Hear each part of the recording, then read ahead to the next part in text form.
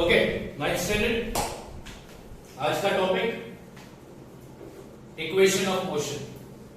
बहुत अच्छा टॉपिक है, बहुत इंटरेस्टिंग टॉपिक है। बहुत सारी बातें सीखोगे इसमें आज तुम लोग।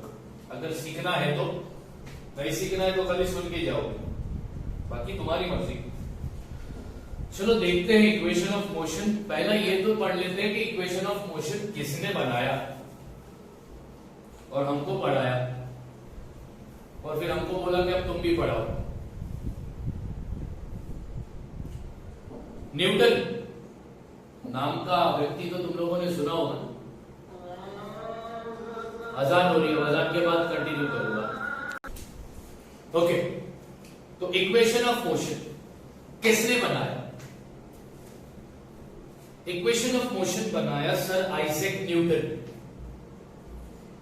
उन्होंने ऑब्जेक्ट जब मोशन में था तो उसको स्टडी किया, उसके मोशन को, और मोशन को स्टडी करने के बाद उन्होंने हमको मोशन के 3 इक्वेशन बनाकर दी।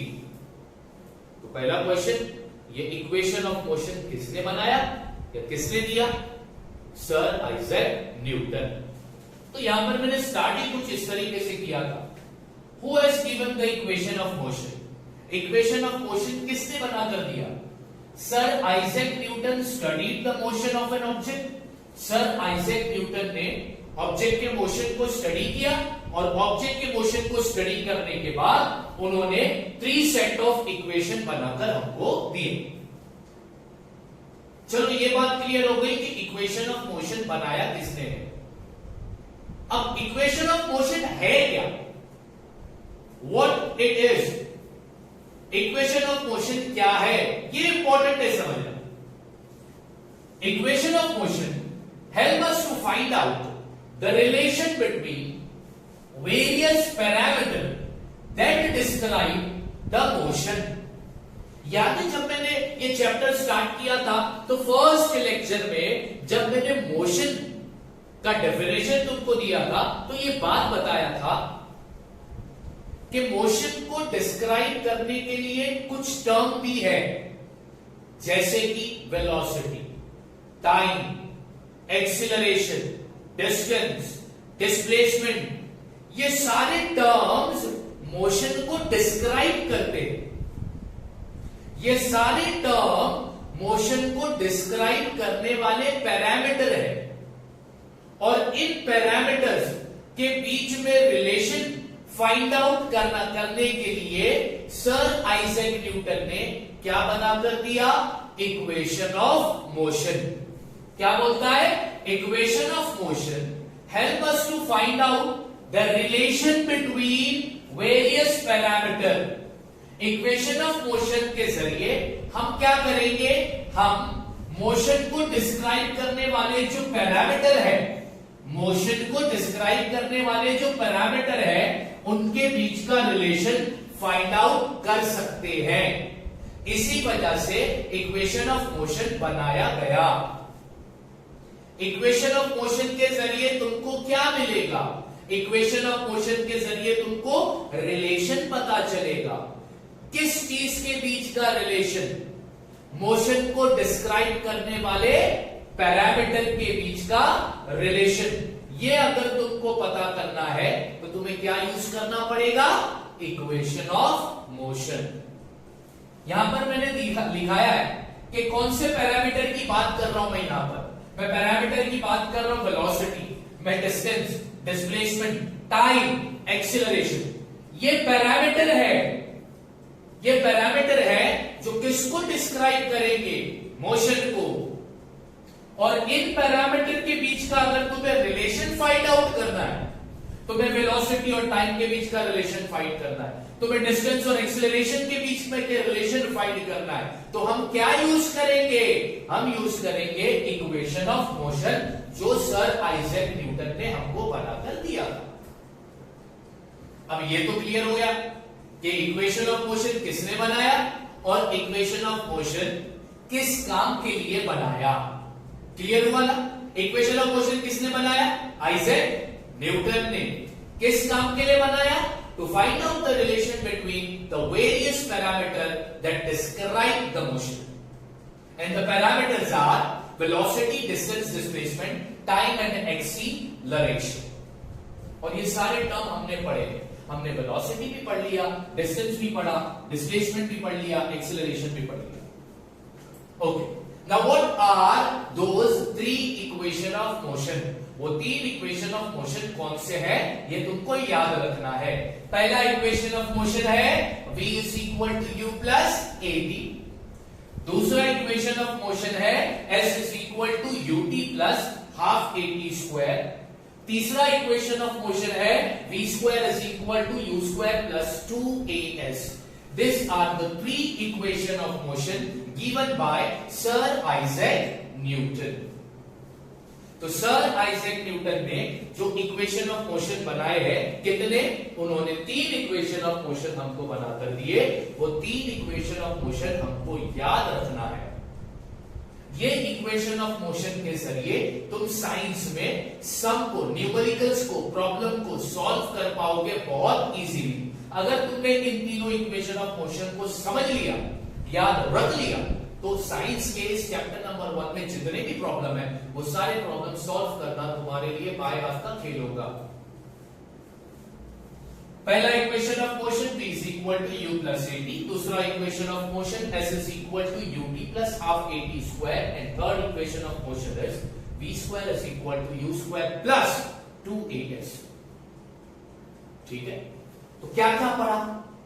इक्वेशन ऑफ मोशन किसने बनाया, इक्वेशन ऑफ मोशन क्यों बनाया, और इक्वेशन ऑफ मोशन कौन से है, ये 3 चीज मैंने पढ़ा दी। अब आगे मैं क्या पढ़ाऊंगा? Application of equation of motion. तुम इक्वेशन ऑफ मोशन को कहां पर अप्लाई करोगे, किस जगह इक्वेशन ऑफ मोशन अप्लाई होगा और किस जगह इक्वेशन ऑफ मोशन अप्लाई नहीं होगा, ये तुमको समझना। तो सबसे पहली बात मैं बच्चों तुमको बता दूं, इक्वेशन जो है वो मोशन का है। किसका इक्वेशन है? अरे बोलो, मोशन का है। मोशन मतलब क्या होता है? ऑब्जेक्ट जैसे जैसे टाइम पास करता, जैसे जैसे टाइम पास जा रहा हो, टाइम पास हो रहा हो, वैसे वैसे अगर ऑब्जेक्ट ने अपना पोजीशन बदला तो हम क्या बोलते हैं? ऑब्जेक्ट किसमें है? मोशन में है। तो ये जो भैया इक्वेशन बना, किसके लिए बना? मोशन के लिए बना। यानी ऑब्जेक्ट मूव करना चाहिए, ऑब्जेक्ट ने टाइम के साथ साथ अपना पोजीशन चेंज करना चाहिए। अच्छा, मोशन में तुम्हें मालूम है यूनिफॉर्म मोशन भी होता है और नॉन यूनिफॉर्म मोशन भी होता है। तुम्हें मालूम है यूनिफॉर्म एक्सीलरेटेड मोशन भी होता है और नॉन यूनिफॉर्म एक्सीलरेटेड मोशन भी होता है। तो भैया ये जो इक्वेशन ऑफ मोशन है, ये किस टाइप के मोशन पर अप्लाई किया जाएगा और किस टाइप के मोशन पर यह इक्वेशन काम नहीं आएगा, ये समझ लो। तो application of equation of motion, equation of motion apply होगा 2 चीज पर, एक तो यूनिफॉर्म एक्सीलरेशन पर और दूसरा यूनिफॉर्म रिटार्डेशन पर। रिटार्डेशन ये कोई नया शब्द नहीं ला रहा हूं मैं, ये कोई नया शब्द नहीं है जो तुम्हारे सामने पहली बार आया। एक्सीलरेशन पढ़ा था, उसमें मैंने पॉजिटिव, नेगेटिव और जीरो एक्सीलरेशन पढ़ाया था। उसमें मैंने तुमको बोला था कि नेगेटिव एक्सीलरेशन को डिसेलरेशन भी बोलते हैं या फिर रिटार्डेशन भी बोलते हैं। तो ये जो इक्वेशन ऑफ मोशन है ये अप्लाई होगा यूनिफॉर्म एक्सीलरेशन पर और यूनिफॉर्म रिटार्डेशन पर ही। उसके अलावा ये equation of motion non uniform accelerated motion पर अप्लाई नहीं होगा। ये equation of motion uniform velocity पर भी अप्लाई नहीं होगा। मेरी बात बच्चों ध्यान से सुनना, तुमको ये याद रहेगा कि इक्वेशन ऑफ मोशन किसने बनाया, तुमको ये भी याद रहेगा इक्वेशन ऑफ मोशन क्या बताता है, तुमको ये भी याद रहेगा कि इक्वेशन ऑफ मोशन 3 वो कौन कौन से हैं। लेकिन दिक्कत बच्चों यहां पर आती है कि इसको अप्लाई कहां पर करना ये याद नहीं रहता। तो इसको अप्लाई किया जाएगा यूनिफॉर्म एक्सीलरेशन और यूनिफॉर्म रिटार्डेशन पर। अब दोनों का मतलब थोड़ा सा बता देता हूं, मैंने ऑलरेडी पढ़ा है। ऑब्जेक्ट, अच्छा एक्सीलरेशन किसको बोलते हैं? ऑब्जेक्ट मोशन में हो और अगर वो टाइम के साथ साथ अपनी वेलोसिटी यानी कि अपनी स्पीड चेंज करता हो तो हम ऐसे मोशन को क्या बोलते हैं? Accelerated motion. यानी टाइम के साथ साथ वेलोसिटी चेंज होनी चाहिए तो उसको हम बोलते हैं एक्सीलरेटेड मोशन। यूनिफॉर्म एक्सीलरेशन का मतलब क्या? कि टाइम के साथ साथ ऑब्जेक्ट की वेलोसिटी भी चेंज हो रही है। जैसे कि मैं यहां पर लिख दूं, ये दिख रहा है क्या ऑप्शन? इसके लिए YouTube के लिए नहीं दिख, थोड़ा सा ही दिख रहा है। कोई काम करना, ये स्टॉप करके। ओके, तो मैं क्या समझाने जा रहा था? यूनिफॉर्म एक्सीलरेशन और यूनिफॉर्म रिटार्डेशन के बीच का डिफरेंस, और मैं इसका मतलब भी बता देता। मतलब ऑलरेडी बताया। इधर लेता हूं मैं टाइम, जो कि सेकंड में मैं इस्तेमाल कर रहा हूं, मेजर कर रहा हूं, और यहां पर लेता हूं वेलोसिटी, जिसको हम मेजर करते हैं मीटर पर सेकंड।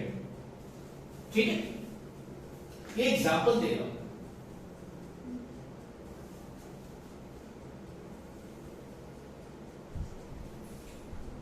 Zero zero 5 1 6 2 sorry 10 2 15 3। अब और एक टेबल बनाता हूं मैं यहां पर।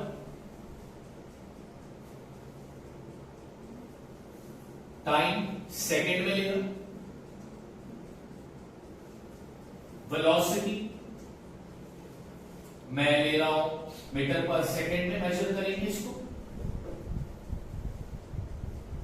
जरा बच्चों ध्यान देना,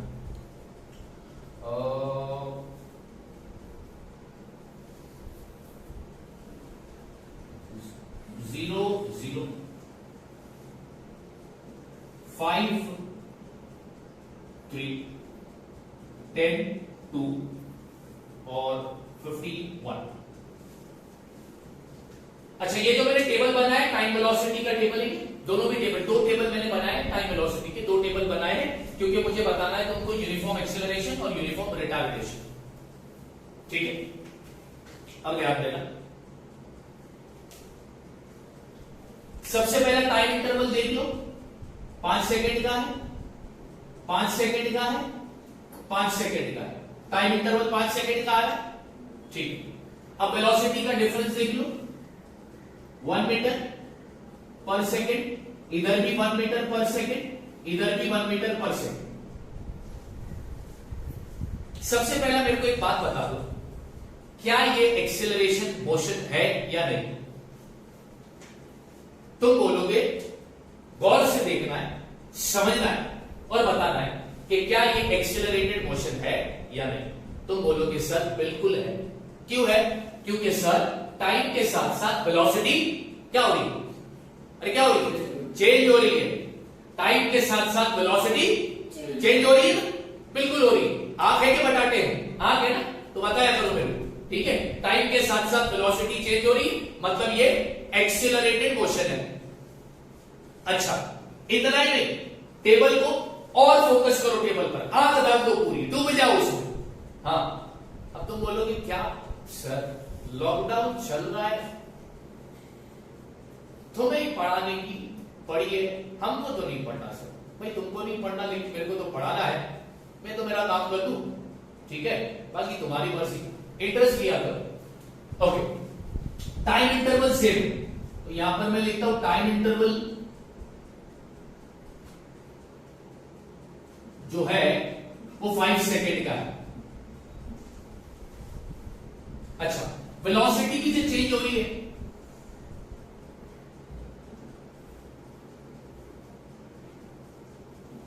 वेलोसिटी कैसे चेंज हो रही है?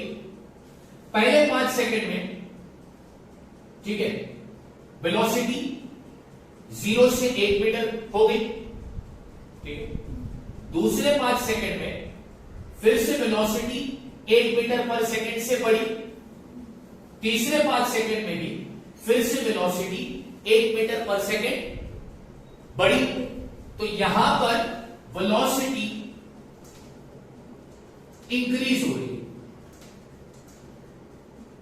जैसे जैसे टाइम पास हो रहा है वैसे वैसे वेलोसिटी क्या हो रही है? इंक्रीज हो रही है। अच्छा, वेलोसिटी इंक्रीज हो रही है, तो वेलोसिटी इंक्रीज होती है और वो भी इक्वली इंक्रीज हो रही है, यस और नो? यहां पे लिखता हूं वेलोसिटी चेंजेस इक्वली। इक्वली क्यों लिख रहा हूं? क्योंकि कितने मीटर से वेलोसिटी बढ़ रही है? 1 मीटर से ही वेलोसिटी बढ़ रही है, 1 मीटर पर सेकंड से ही वेलोसिटी बढ़ रही है। तो ये हो गया यूनिफॉर्म एक्सेलरेशन, हाँ या ना? यूनिफॉर्म एक्सेलरेशन, यस और नो? इसको बोलेंगे अपन यूनिफॉर्म एक्सेलरेशन।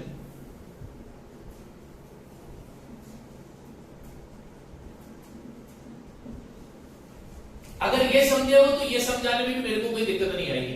ध्यान से देखना दूसरा टेबल, टाइम और वेलोसिटी का ही टेबल है, टाइम और वेलोसिटी का टेबल, ठीक है? पहले 0 सेकंड में वेलोसिटी क्या थी? 0। फिर 5 सेकंड में वेलोसिटी क्या हो गई? 3। फिर 10 सेकंड में वेलोसिटी क्या हो गई? 2। फिर 15 सेकंड में वेलोसिटी क्या हो गई? 1। तो यहां पर देखना टाइम इंटरवल कितना आ रहा है? 5 सेकंड का।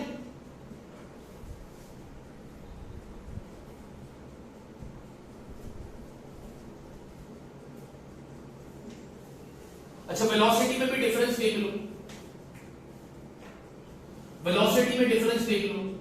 मैं इसकी बात कर रहा हूं, कितने का डिफरेंस है? 1। इधर कितने का डिफरेंस है?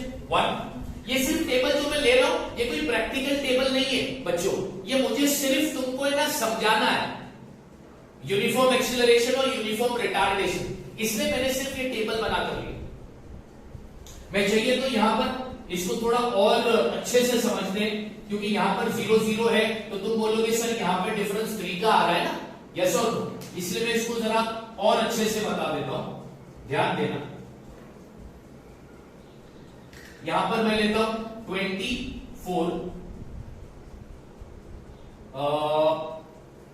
उसके बाद आता है 53, 10 2 5 1।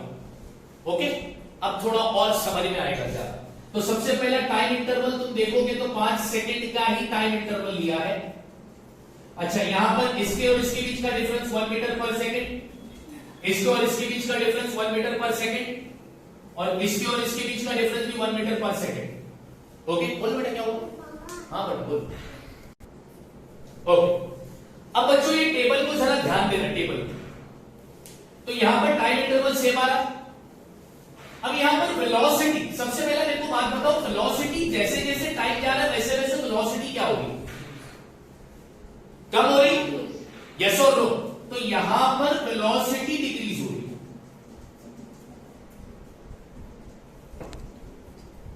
और वेलोसिटी कैसे डिक्रीज हो रही है?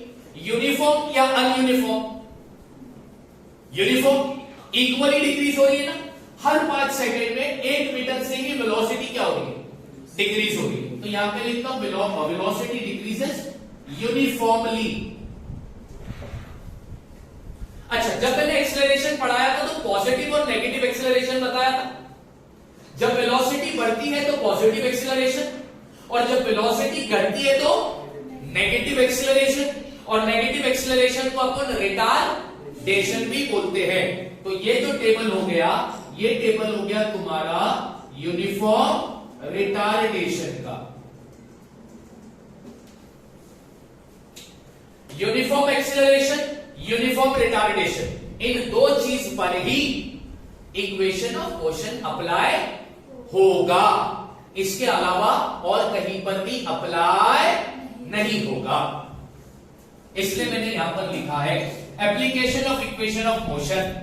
दो ही केस में इक्वेशन ऑफ मोशन अप्लाई होगा, या तो मोशन यूनिफॉर्म एक्सीलरेटेड मोशन हो, या तो मोशन यूनिफॉर्म रिटार्डेशन मोशन हो। इन्हीं दो मोशन पर इक्वेशन ऑफ मोशन अप्लाई होगा। अब एक और शर्त है, एक और शर्त है। वो शर्त क्या है? ऑब्जेक्ट मोशन में हो और किस तरीके का मोशन हो, वो जो रास्ते पर चल रहा हो वो रास्ता कैसा हो, वो रास्ता कैसा, ये बहुत जरूरी है। ऑब्जेक्ट मोशन में होना चाहिए, that too along a straight line, यानी यूनिफॉर्म एक्सिलरेटेड मोशन चाहिए। कैसा मोशन हो, स्ट्रेट लाइन पर। यूनिफॉर्म रिटार्डेशन मोशन हो, लेकिन ये कैसा हो, स्ट्रेट लाइन पर, यानी स्ट्रेट हो, रास्ता बिल्कुल स्ट्रेट हो, कोई टर्न ना हो, तब जाकर इक्वेशन ऑफ मोशन अप्लाई होगा। इसके अलावा और कोई भी केस ले लो, उस पर इक्वेशन ऑफ मोशन हम अप्लाई नहीं करेंगे। ये मैं नहीं बोल रहा हूं, ये न्यूटन चाचा जी बोल के उन्होंने बनाया। तो उन्होंने जब इक्वेशन ऑफ मोशन बनाया तो उन्होंने वो ऑब्जेक्ट का मोशन लिया जिसमें ऑब्जेक्ट मोशन में था अलोंग अ स्ट्रेट लाइन। ऐसे ऑब्जेक्ट के मोशन पर उन्होंने ये इक्वेशन ऑफ मोशन बनाकर दिया हमको। बात समझ में आ रही है? ठीक है, बात समझ आ रही है? ओके, तो जरा भी रिकैप कर लेते, क्या क्या पढ़ा। इक्वेशन ऑफ मोशन किसने बनाया, इक्वेशन ऑफ मोशन क्यों काम आता है, और क्या पढ़ा, 3 इक्वेशन ऑफ मोशन कौन से हैं वो जाना। चौथा क्या पढ़ा, अभी क्या पढ़े कि इक्वेशन ऑफ मोशन कहां पर अप्लाई होता है। तो कहां पर अप्लाई होता है, यूनिफॉर्म एक्सिलरेशन या फिर यूनिफॉर्म रिटार्डेशन। यूनिफॉर्म एक्सिलरेशन मतलब अगर वेलोसिटी इंक्रीज हो रही है यूनिफॉर्मली, अगर वेलोसिटी इंक्रीज हो रही है यूनिफॉर्मली तो वो होगा यूनिफॉर्म एक्सिलरेशन। अगर वेलोसिटी डिक्रीज हो रही है यूनिफॉर्मली तो वो होगा यूनिफॉर्म रिटार्डेशन।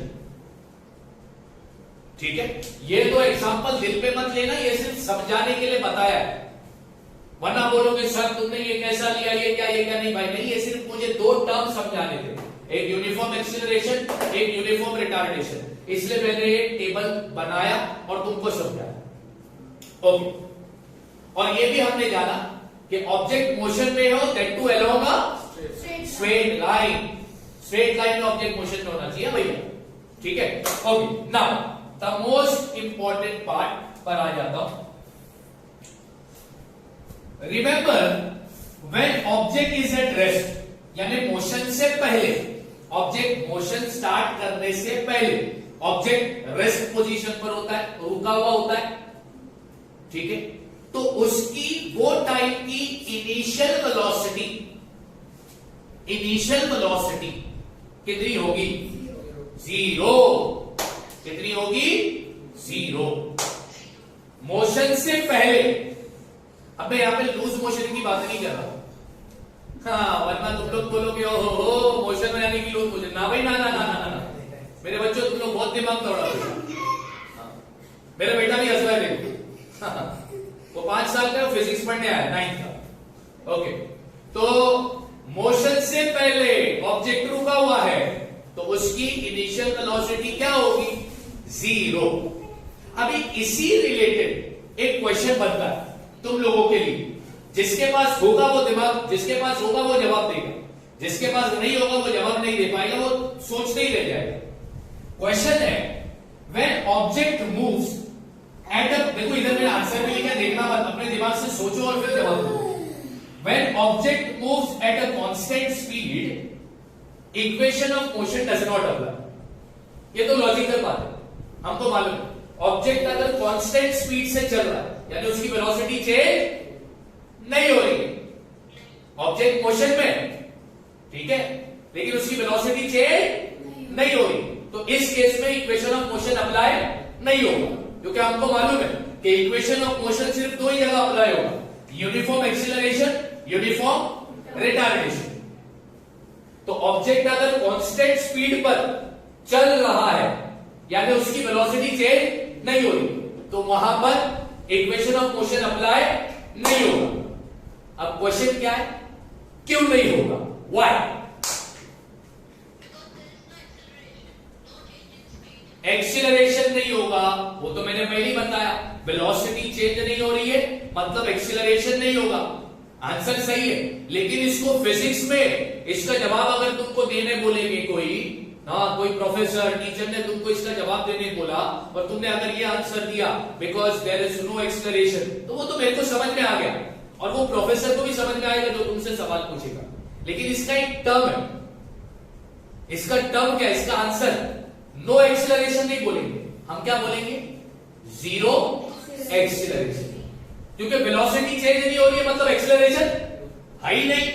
एक्सेलरेशन कितना है, जीरो है। एक्सेलरेशन कितना है, जीरो है। अब ध्यान देना मैं क्या समझाने जा रहा हूं, क्यों नहीं अप्लाई होगा, एक्सेलरेशन की वैल्यू क्या है, जीरो।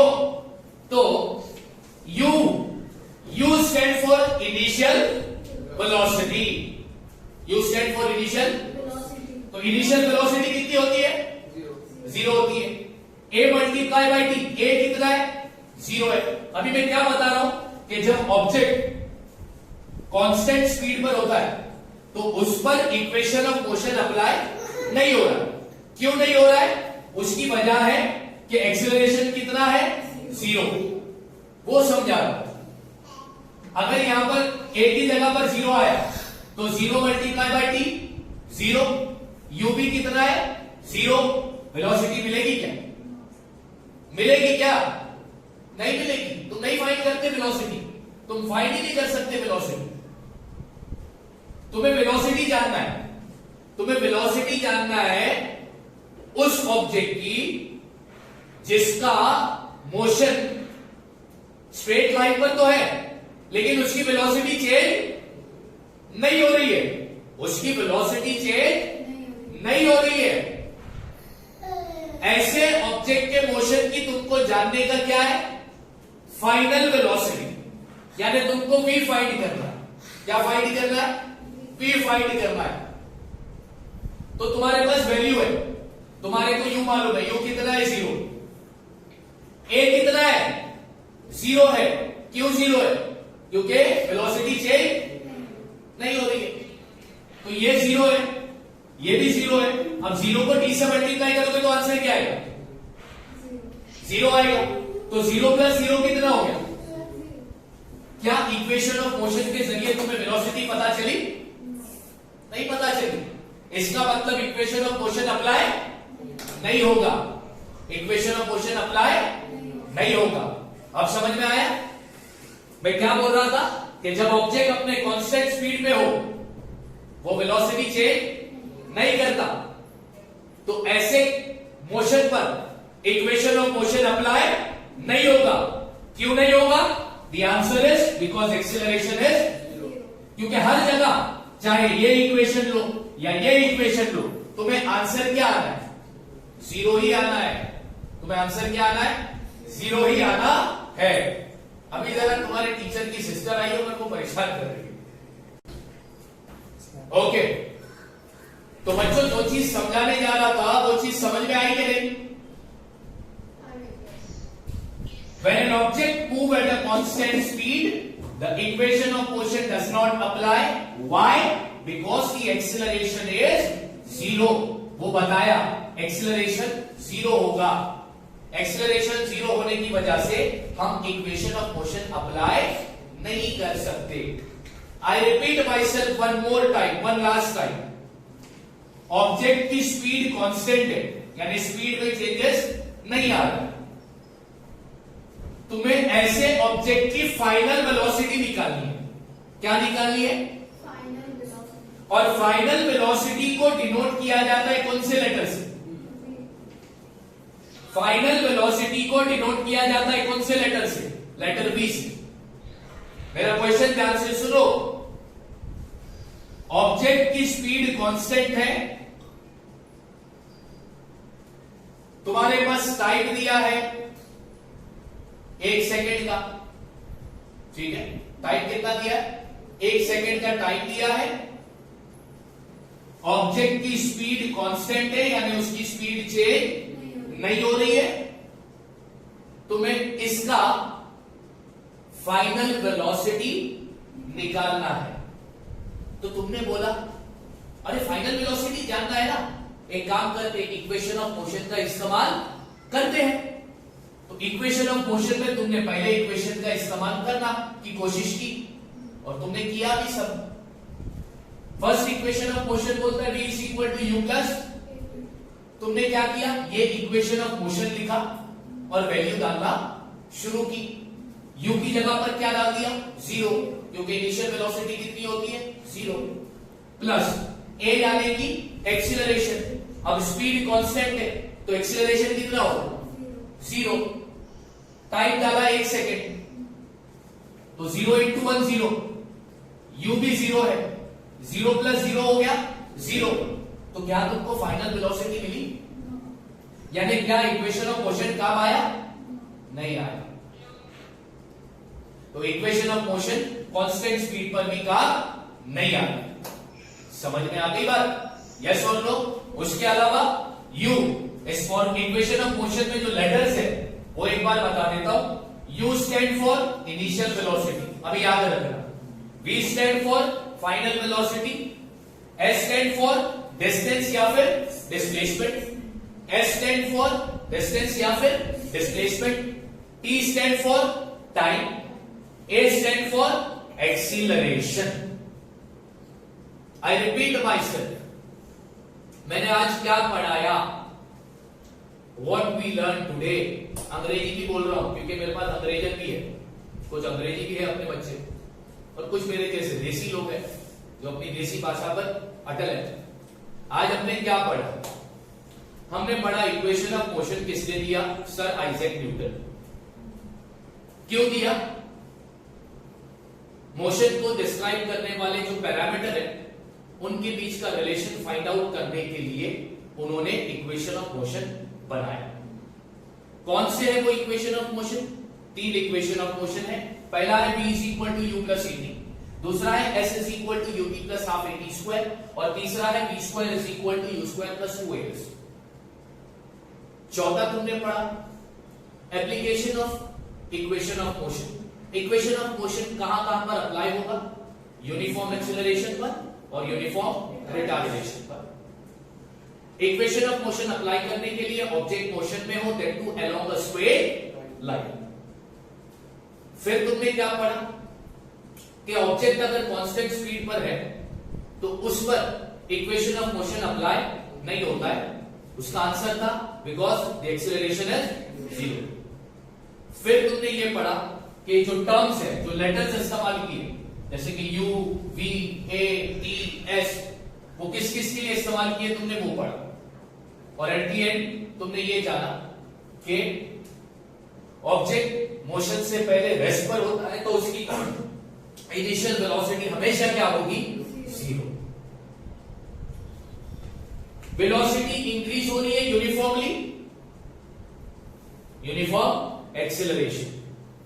वेलोसिटी डिक्रीज हो रही है यूनिफॉर्मली, यूनिफॉर्म रिटार्डेशन, या फिर यूनिफॉर्म डिसेलरेशन, या फिर uniform negative acceleration.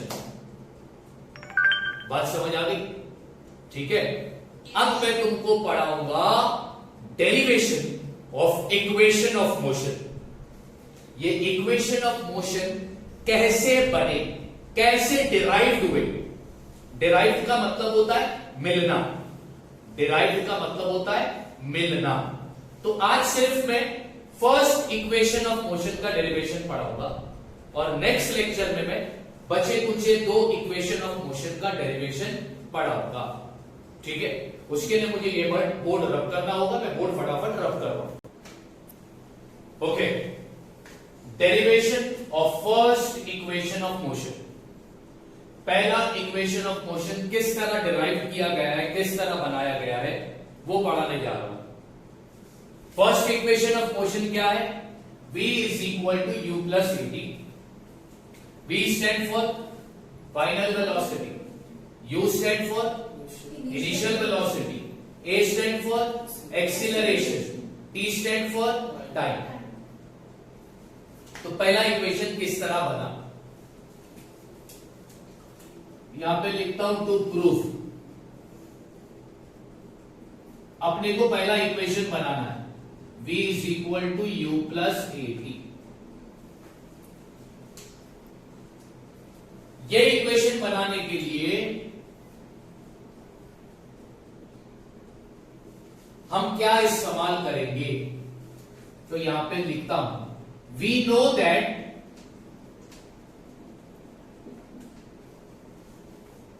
A is equal to V minus U upon T. किसको याद है फॉर्मूला? ये फॉर्मूला किसका है? एक्सीलरेशन का। एक्सीलरेशन का फॉर्मूला क्या है? Change in velocity upon time. Change in velocity का फॉर्मूला क्या है? V minus U. ठीक है, हमको मालूम है acceleration is equal to V minus U upon T. तो इस एक्सीलरेशन के फॉर्मूलों के जरिए हम पहला इक्वेशन ऑफ मोशन बनाएंगे। अब ध्यान देना, देयरफॉर अब मैं क्या करता हूं, ये A अपनी जगह लिखता हूं, ये T किस में है? डिवाइड में। इधर आएगा तो किस में हो जाएगा? मल्टीप्लाई। इज इक्वल टू यहां पर क्या बचा? V minus you. ओके, अब ध्यान दो, देयरफॉर अब मैं ये V अपनी जगह रखता हूं, इज इक्वल की साइन डालता हूं। हाँ, ये U माइनस से इधर आएगा तो किस में चले जाएगा? प्लस में। बचा ये AT, ये भी किस में है? प्लस में ही है, तो प्लस AT। बन गया फर्स्ट इक्वेशन ऑफ मोशन। अब first equation of motion is V is equal to U plus AT। In order to derive the first equation of motion, first equation of motion बनाने के लिए what we have used? We have used the formula of acceleration. Okay, question आया, which equation describe the relation between velocity and time? तुम्हारा आएगा answer first equation of motion, और वो क्या है? V is equal to first equation of motion किन दो चीज के बीच का रिलेशन बता रहा है? ये बात याद रखना, वेलोसिटी एंड टाइम। ये था derivation of first equation of motion. अब नेक्स्ट वीडियो में अपन पढ़ेंगे बचे कुछ दो इक्वेशन का डेरिवेशन। ठीक है, अभी तुम लोग क्या करोगे?